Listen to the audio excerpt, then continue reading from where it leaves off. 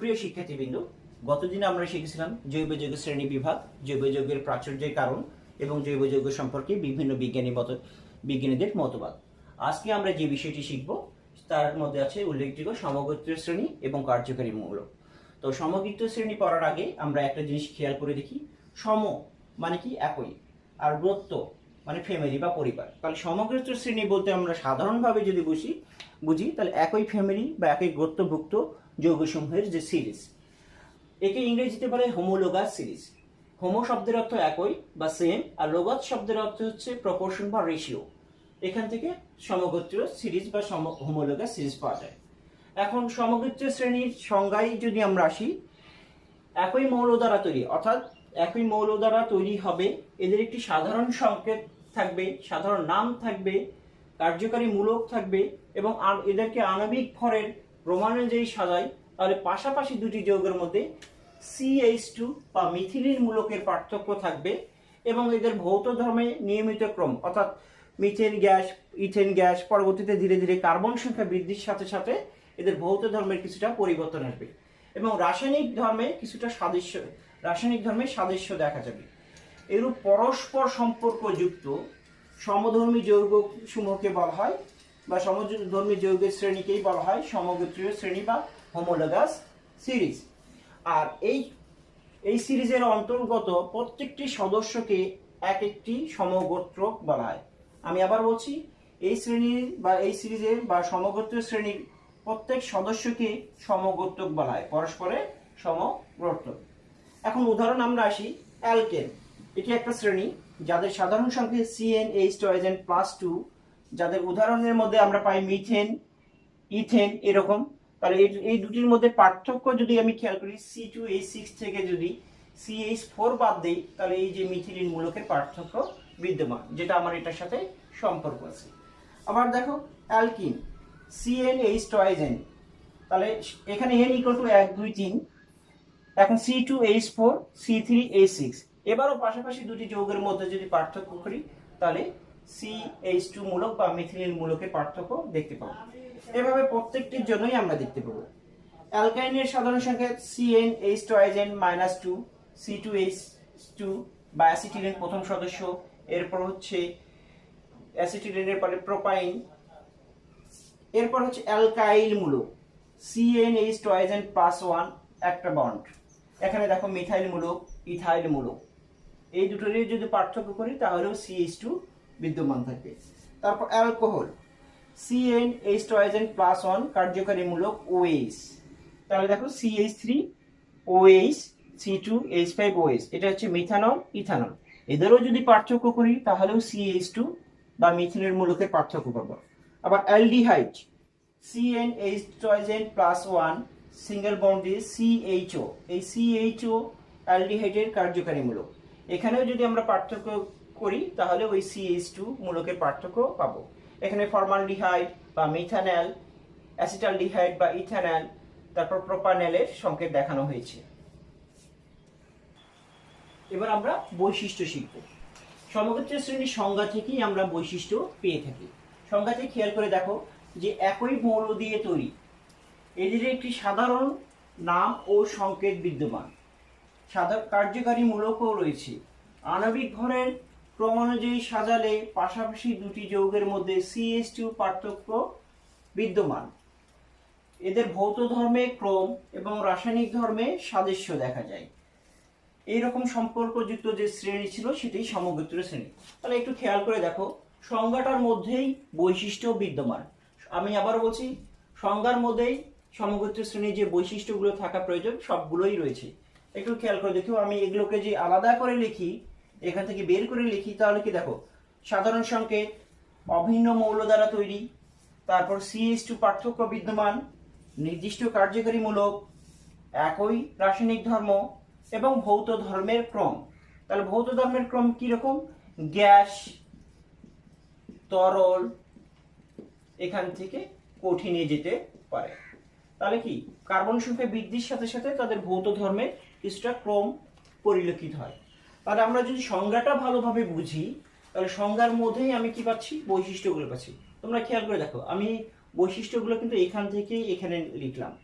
তাহলে যদি আমি সংজ্ঞাটা ভালো করে জানি তাহলে বৈশিষ্ট্য সম্পর্কে আমাদের খুব একটা কঠিন হবে না। আমরা এবার শিখব কার্যকারী মূলক। তার আগে আমি বলে নিই মূলকটা কি। মূলক হচ্ছে যে সকল পরমাণু বা পরমাণু গুচ্ছ একটি মাত্র পরমাণু নিয়ে আচরণ করায়, সেই সকল পরমাণু বা পরমাণু গুচ্ছকে বলা হয় মূলক। আর কার্যকারী মূলকটা কি বলে? কার্যকারী মূলক তার মানে এখান থেকে আমরা একটা কথা বলতে পারি, কার্যকারী মূলক বলতে বোঝায় যে পরমাণু বা পরমাণু গুচ্ছ বা মূলক কোনো জৈব যৌগের অণুতে বিদ্যমান থেকে, আমি আবার বলছি, কোনো জৈব যৌগের অণুতে বিদ্যমান থেকে এর ধর্ম ও বিক্রিয়ার প্রকৃতি নির্ধারণ করে, তাকে বলা হয় ওই যৌগের কার্যকারী মূলক। আবার আমরা আসি যে একটা নির্দিষ্ট শ্রেণীর জন্য একটি নির্দিষ্ট কার্যকারী মূলক থাকবে, সেই কার্যকারী মূলক ওই শ্রেণীর যৌগের বিক্রিয়ার ধর্ম এবং প্রকৃতি নির্দেশ করবে। তো আমরা সমগোত্রীয় শ্রেণী সংজ্ঞায় বলেছিলাম যে সমগোত্রীয় শ্রেণী সেতে বলা হয়েছিল যে যে শ্রেণীর একটি নির্দিষ্ট কার্যকারী মূলক থাকবে, প্রত্যেকটি শ্রেণীর কি নির্দিষ্ট, যেরকম এখানে অ্যালকেন একটি সমগোত্রীয় শ্রেণী, তার একটি নির্দিষ্ট কার্যকারী মূলক অ্যালকেন মূলক, যার সংকেত কার্বন কার্বন একক বন্ধন, কার্বন কার্বন একক বন্ধন, গাঠনিক সংকেত এইটি। আবার দেখো তাহলে এখানে একটি নির্দিষ্ট কার্যকারী মূলক সমগোত্রীয় শ্রেণীর জন্য বলেছিলাম যে সমগোত্রীয় শ্রেণীর প্রত্যেকটি সমগোত্রীয় শ্রেণীর জন্য একটি আলাদা কার্যকারী মূলক বা নির্দিষ্ট কার্যকারী মূলক থাকবে। সেম অ্যাজ এখানেও দেখাচ্ছি কার্যকারী মূলক। অ্যালকেনের কার্যকারী মূলক কি? কার্বন কার্বন একক বন্ধন। অ্যালকিনের ক্ষেত্রে অ্যালকিন মূলক দ্বিবন্ধন, কার্বন কার্বন ডাবল বন্ড। অ্যালকাইনের ক্ষেত্রে অ্যালকাইন মূলক ত্রিবন্ধন, কার্বন কার্বন ট্রিপল বন্ড। অ্যালকোহলের ক্ষেত্রে অ্যালকোহলীয় মূলক অ্যালকোহলীয় হাইড্রোক্সিল মূলক, অ্যালকোহলীয় হাইড্রোক্সিল মূলক। আমরা যখন ফেনল পড়ব তখন ফেনলীয় হাইড্রোক্সিল মূলক, আর হচ্ছে অ্যালকোহলের কারণে অ্যালকোহলীয় হাইড্রোক্সিল মূলক, যার সংকেত OH গাঠনিক সংকেত দেখানো হয়েছে। আবার অ্যালডিহাইডের ক্ষেত্রে অ্যালডিহাইড, আমি আবার বলছি অ্যালডিহাইড, অ্যালডিহাইডের ক্ষেত্রে অ্যালডিহাইড মূলক, যেখানে তার সংকেত হচ্ছে CHO গাঠনিক সংকেত দেখানো হয়েছে। এবার কিটোন, কিটোনের জন্য কিটোনীয় মূলক, যার সংকেত হচ্ছে CO গাঠনিক সংকেত দেখানো হয়েছে। Carboxyl acid, carboxyl acid, carboxylic অ্যাসিডের জন্য কার্বক্সিল মূলক, যার সংকেত হচ্ছে COOH, সিঙ্গেল বন্ড COOH, যার গাঠনিক সংকেত দেখানো হয়েছে। ইথার, ইথারের জন্য ইথারীয় মূলক, এখানে দেখানো হয়েছে আর, এই আরটা অ্যালকাইল মূলক, আমরা পরে এই সংজ্ঞাটা দিচ্ছি। তার মানে সিঙ্গেল, দুই পাশে অ্যালকাইল মূলক বা অন্য কিছু থাকবে এবং মাঝখানে O থাকবে, এটা হচ্ছে ইথাইল মূলক, যার গাঠনিক সংকেত দেখানো হয়েছে। এবার সায়ানাইড বা নাইট্রাইল মূলক, যার মূলকের নাম হচ্ছে সায়ানো মূলক, যার সংকেত হচ্ছে CN, গাঠনিক সংকেত এখানে। তারপর অ্যামাইড, অ্যামাইডের জন্য কার্যকরী মূলকের নাম হচ্ছে অ্যামাইড মূলক, সংকেত হচ্ছে সিঙ্গেল বন্ড CONH2। তারপর হচ্ছে অ্যামিন, অ্যামিনের জন্য অ্যামিনো মূলক, যার সংকেত হচ্ছে সিঙ্গেল বন্ড NH2 দেখানো হয়েছে। তারপর অ্যাস্টার, অ্যাস্টারের জন্য দেওয়া আছে সিঙ্গেল বন্ড COOR, এখানে তার গাঠনিক সংকেত দেখানো হয়েছে। অ্যাসিড অ্যানহাইড্রাইডের জন্য অ্যাসিড অ্যানহাইড্রাইড মূলক, যেরকম অ্যাসিড অ্যানহাইড্রাইড মূলক, যার সংকেত হচ্ছে COO, এখানে এই আছে এবং তার গাঠনিক সংকেত এটা। তারপর অ্যাসিড হ্যালাইড, অ্যাসিড হ্যালাইডের সাধারণ সংকেত COX, অ্যাসিড হ্যালাইড মূলক, গাঠনিক সংকেত C single bond X, X তে এখানে হ্যালোজেনকে বোঝানো, X তে কাকে বোঝানো হয়? হ্যালোজেন। আমি আবারও বলছি অ্যাসিড হ্যালাইড, অ্যাসিড হ্যালাইডের কার্যকরী মূলকের নাম অ্যাসিড হ্যালাইড মূলক, যার সাধারণ সংকেত COX এবং গাঠনিক সংকেত দেখানো হলো। এবার ফেনল, ফেনলের কার্যকরী মূলক হচ্ছে ফেনলীয় হাইড্রোক্সিল মূলক। আমরা অ্যালকোহলের সময় বলেছিলাম অ্যালকোহলীয় হাইড্রোক্সিল মূলক, আর ফেনলের সময় বলছি ফেনলীয় হাইড্রোক্সিল মূলক, যার সংকেত OH, যার গাঠনিক সংকেত এটা দেখানো হয়েছে।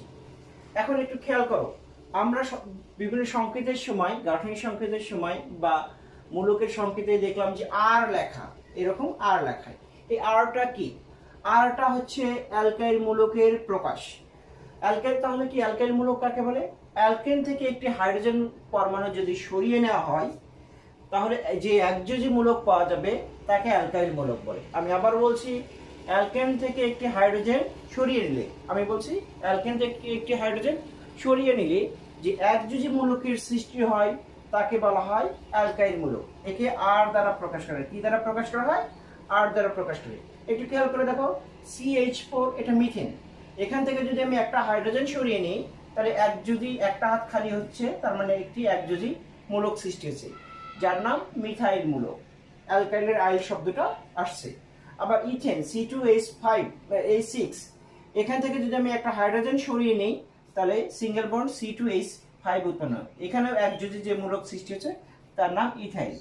তাহলে আজকে আমরা এই যে কি জিনিস শিখলাম, কার্যকরী মূলক কাকে বলে, তারপর কার্যকরী মূলকের বিভিন্ন সংকেত এবং গাঠনিক সংকেত দেখলাম। এছাড়া আমরা দেখলাম যে হচ্ছে সমগোত্রীয় শ্রেণী, সমগোত্রীয় শ্রেণী দেখলাম আমরা এই আজকে এ পর্যন্তই। তবে তোমাদের জন্য কিছু কাজ আছে, সেগুলো আমি দিচ্ছি। নিম্নোক্ত যৌগগুলির মধ্যে থেকে সমগোত্রীয় শ্রেণী এবং কার্যকরী মূলক চিহ্নিত করতে হবে। তোমাদের একটি উদাহরণ আমি দেখেছি, এখানে দেখো C2H5OH। এখানে সমগোত্রীয় শ্রেণী কি? অ্যালকোহল শ্রেণীর। ও যেহেতু OH মূলক আছে, অ্যালকোহল শ্রেণী। সংকেতটি এরকম C2H5 এবং কার্যকরী মূলক OH। সিমিলারলি তোমাদেরকে এখান থেকেও খুঁজে বের করতে হবে সেটা কোন শ্রেণীর যৌগ, কি ধরনের যৌগ, সেগুলো তোমাদেরকে খুঁজে বের করে দেখাইতে হবে এবং সেই সাথে হচ্ছে তার কার্যকরী মূলকটা কি সেটিও দেখাতে হবে। আশা করি তোমরা এটি করতে সক্ষম হবে। তোমাদের জন্য কাজটি বাসায় করবে এবং ভালো থাকবে, সুস্থ থাকবে, নিরাপদে থাকবে। শুভকামনা। আল্লাহ হাফেজ।